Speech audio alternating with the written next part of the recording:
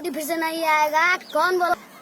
अरे हम बोला मोदी फिर से आएगा, खाया ना खाएगा, देश को बचाएगा, फिर से मोदी आएगा, फिर से मोदी आएगा। क्यों?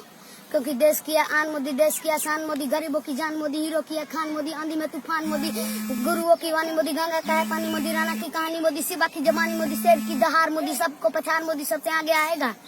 अरे फिर से मोदी आएगा, राज कर जाएगा, फिर से मोदी आएगा। 14 में मोदी आया, 19 में भी आएगा, फिर से मोदी आएगा। क्यों?